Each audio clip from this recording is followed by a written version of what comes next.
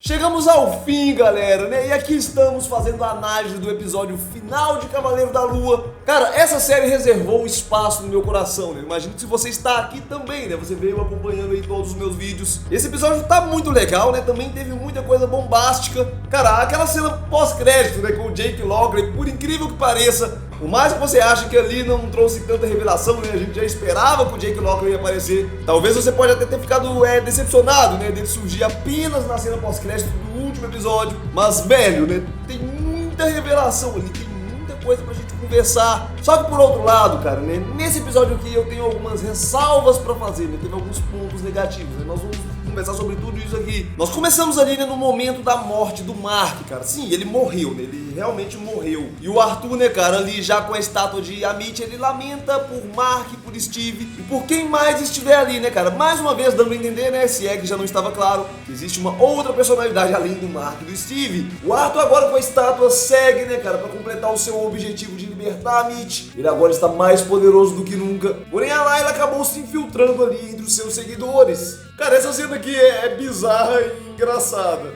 A Tueres incorpora os cadáveres, velho. Eles ficam ali falando com a voz dela, realmente é muito estranho. Acontece, velho, que a Layla estava ali pra tentar matar o Arthur, né? Mas a Tueres diz pra ela não fazer isso, ela não vai conseguir. Ela estava ali com a faquinha, velho, né? Que sem noção. E basicamente Tueres também está ali pra mandar aquele recado de Mark e Steve. Ela precisa libertar Khonshu, né? Quebrar a estátua de Khonshu para que Khonshu cure o corpo de Mark, caso Mark consiga passar pelos portões de Osíris, né? O Mark, ele vai voltar à vida se ele passar por esses portões, mas o seu corpo ainda precisa ser curado, né? E apenas Khonshu pode fazer isso. Durante a conversa, cara, né, Tueres também propõe que Layla seja a sua avatar. Olha só que da hora, cara. A Layla é tão especial que existem dois deuses, né? Dois deuses cobiçando ela. Caramba, velho. O Arthur e seus seguidores, né, cara, seguem pra pirâmide de Gizé. E é nesse momento que Osíris percebe que tem algo errado, né? Ele percebe que alguém está tentando libertar Amit. Mas agora, né, bando de deuses burros, é tarde demais, né? Arthur está ali e ele está tão poderoso, velho, que ele derrota todos os avatares. E a Layla queria matar ele com a faquinha, velho, né? Mas enfim. E ele consegue concluir o seu objetivo, velho.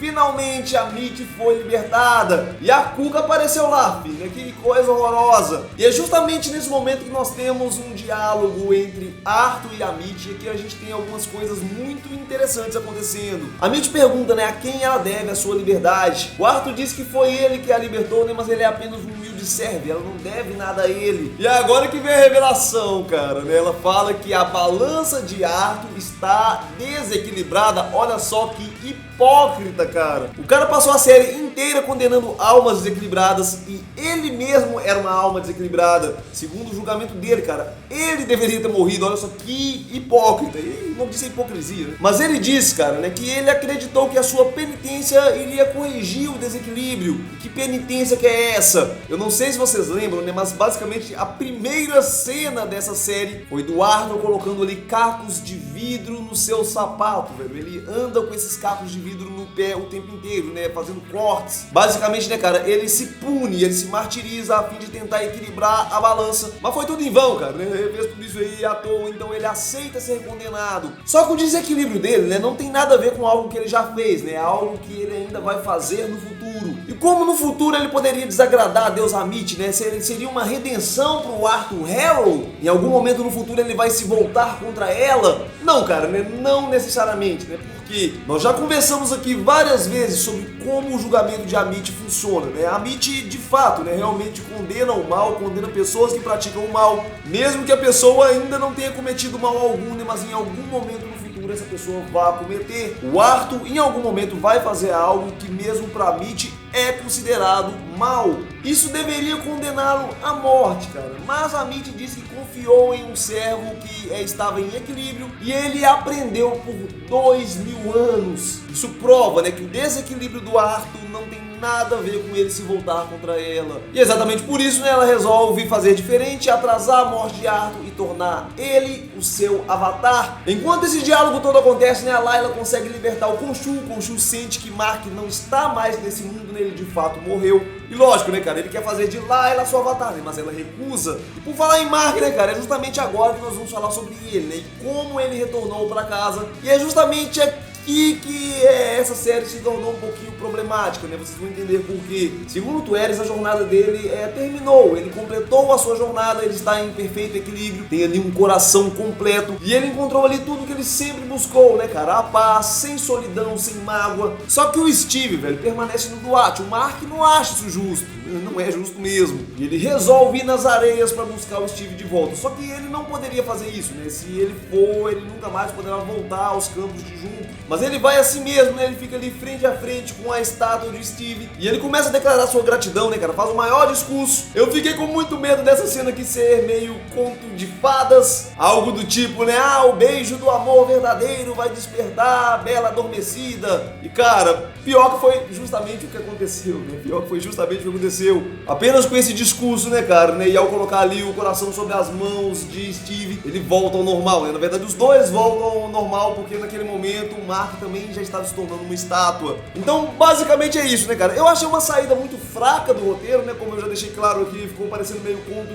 de fadas. Eu esperava algo mais complexo, talvez até algo mais difícil de conseguir. Aqui a gente tá falando do Duat, né? Teoricamente não é possível sair dali. Se você pensar bem, cara, equilibrar as balanças foi muito mais difícil. Nesse momento, os portões de Osiris se abrem. O próprio Osiris resolveu dar essa chance a eles, né? Eu acho que ele identificou que era necessário. Uma onda de areia, cara, vem em direção a eles e eles precisam escapar. E as coisas pioram, velho, porque o Mark estava mancando. Cara, essa aqui também foi uma outra cena que me chateou muito. Por que diabos o Mark estava mancando, velho? O que aconteceu com o pé dele? Deu cãibra? Por que ele tá ferido, cara? Mano, literalmente não aconteceu nada. Ele estava em paz lá nos campos de junco. E tá certo que ele começou a virar uma estátua ali, né? Mas o Steve já era uma estátua completa, então ele deveria estar mais debilitado que o Mark. Não fazia sentido nenhum Mark mancar nessa cena. Mas enfim, cara, né? Ignorem essa mancada e segue a história comigo, né? Os dois passam pelos portões e imediatamente Khonshu sente que ele está de volta à vida, né? Ele sente a presença de Mark. As balas saem do corpo dele, né? E ali ele se torna o Cavaleiro da Lua. E o Cavaleiro da Lua agora está pronto pra agir, velho. O interessante é que daqui pra frente os dois vão se alternando, né? Eles vão se ajudando. E eles argumentam ali com o Khonshu, né? Os dois conversando com o Khonshu. E o Khonshu promete, né? Que após derrotar a Amit, ele vai libertar os dois. Enquanto isso, cara, né? O avatar de Osiris, que está ali muito debilitado, um pouco antes de morrer, conversa ali com a Layla. Explica que eles precisam prender a Amit numa forma mortal, né? Um corpo ao invés de uma estátua. E que também, né, cara, eles vão precisar de mais avatares para fazer o encantamento. E é aí que Layla se lembra da proposta de Tueres e ela resolve invocar, cara, né? Isso aqui tá ficando empolgante. A Layla diz, né, cara, que ela vai ser ali sua avatar apenas temporariamente. A Tueres fica extremamente feliz e ela cita o pai da Layla, velho, olha que bacana. E ela fala que ela conheceu o pai da Layla, cara, porque ela mesma, né,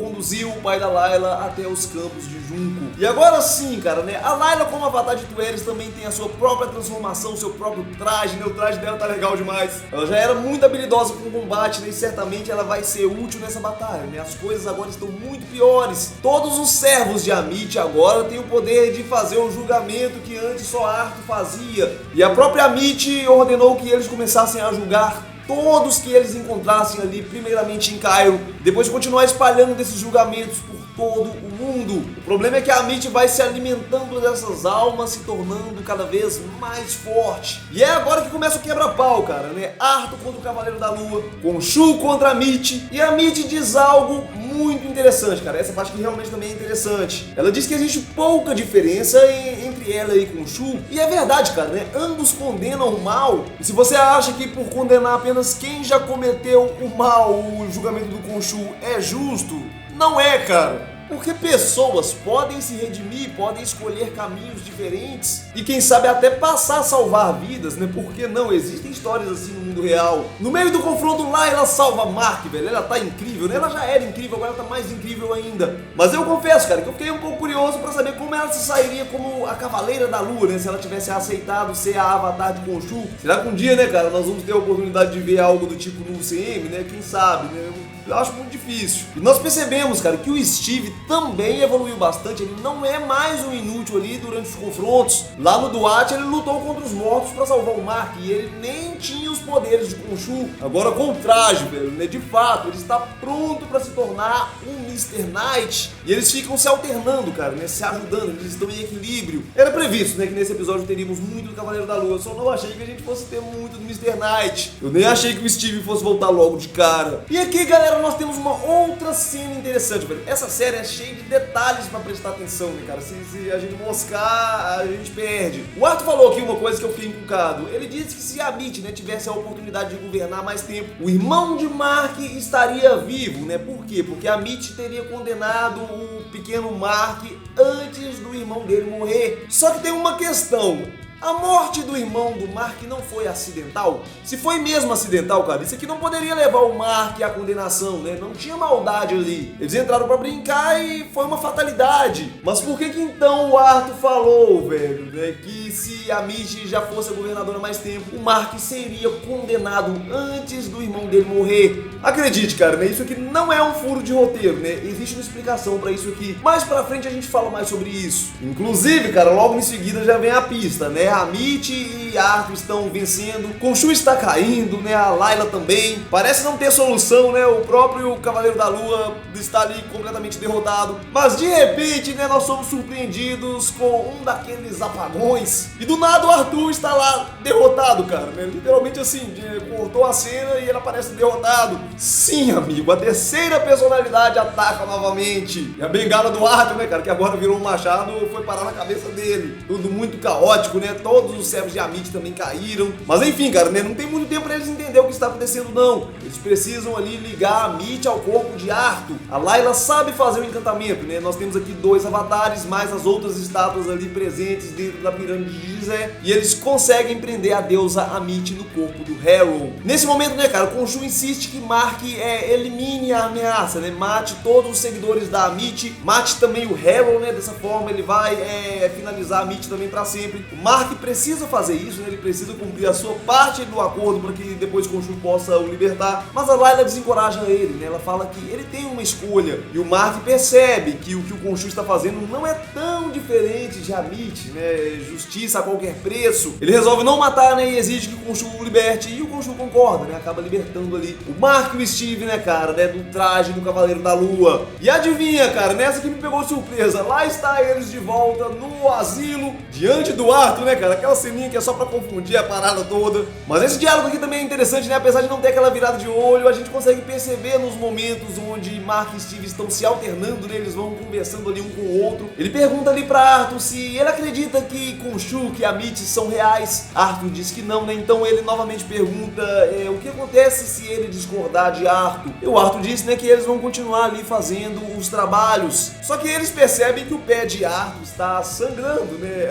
Aquela penitência. E o Arthur não entende, cara. Ele realmente não sabe por que aquilo está acontecendo. Dando a entender, né, cara, que basicamente aquilo ali não é real. Realmente o que é real é o universo onde Khonshu existe, onde a Mitty existe. Seja lá o que for essa realidade, né, o Arthur que está ali não sabe de nada. E basicamente eles mergulham, né, cara. Eles voltam à realidade e eles acordam em casa, né, naquele quarto onde tudo começou. Dessa vez, ao invés de um peixe no aquário, nós temos ali 2 peixes. Isso faz muito sentido, porque ao invés de uma personalidade ali, agora nós temos 2. Eles se conversam normalmente, mas eles ainda estão presos àquele mesmo processo que o Steve estava lá no início da série. A areia em volta da cama, uma perna acorrentada, aquele mesmo processo, velho, porque basicamente, né, as coisas não acabaram. Ainda existe aquela terceira personalidade que eles não conhecem, que está assumindo o controle do corpo deles. E mesmo os 2 agora, né, vivendo em equilíbrio, vivendo em acordo, se comunicando o tempo inteiro, basicamente, né, sendo completamente sinceros um com o outro, algo que não está no controle de nenhum deles está acontecendo. Se você achou que ia ficar no suspense, cara, não, porque nós temos aqui uma cena pós-crédito e, mano, essa cena pós-crédito revelou mais do que o episódio inteiro. Eu não estou brincando, não estou exagerando. Nós temos aqui o Arthur, né, internado num asilo, né, agora um asilo de verdade, e ele é resgatado por alguém misterioso, velho. Sinceramente, na hora que eu vi a boina, eu já sabia o que estava acontecendo, né, cara, né? Esse visual aqui é muito familiar, e de fato foi confirmado, cara. Basicamente essa aqui é a terceira personalidade do Mark e do Steve, né? O Jake Lockley. E ele ali, ainda servindo o Khonshu, né, executa Arthur. O Khonshu fala, né, que o Steve e o Mark estão muito encrencados, eles não fazem ideia da encrenca em que eles se meteram. Mano, essa cena aqui está cheia de detalhes. Quando eu fiz esse roteiro, eu planejei explicar tudo aqui. Eu assisti ela, assisti de novo, analisei e eu percebi, velho, que realmente são muitos detalhes. Alguns deles são tão sutis, cara, né, que analisando com carinho eu percebi que é realmente algo muito bombástico que está acontecendo aqui. E essa cena pode mudar, velho, né? Tudo que a gente viu aí ao longo de toda a série sobre o Mark e o Steve. Exatamente por isso, né, eu decidi fazer um vídeo somente sobre essa cena, cara, que eu vou fazer de tudo pra sair hoje ainda. Se não sair hoje, né, no mais tardar amanhã, tá muito show, vale muito mais a pena assistir. Se você não curtiu muito o episódio, cara, eu tenho certeza que essa cena final está de explodir as cabeças. Dando o meu veredito final, né, o que eu achei da série. Cara, num contexto geral, achei fantástica, né, série top. Não é uma série perfeita, né, cara, algumas pessoas reclamaram do CGI. Eu não ligo tanto assim pra CGI, né, eu já vi muita coisa pior, eu me preocupo mais com o roteiro. É melhor ter um CGI que não tá 100% e um roteiro top do que ter um CGI fabuloso, exagerado e o roteiro não ser compatível. Eu acho que ela foi uma série introdutória demais, né? Eu acho que existe a necessidade de rolar uma segunda temporada. Eu não sei se existe esse plano, mas a gente tem que concordar que a gente viu pouco o Cavaleiro da Lua, né? Existem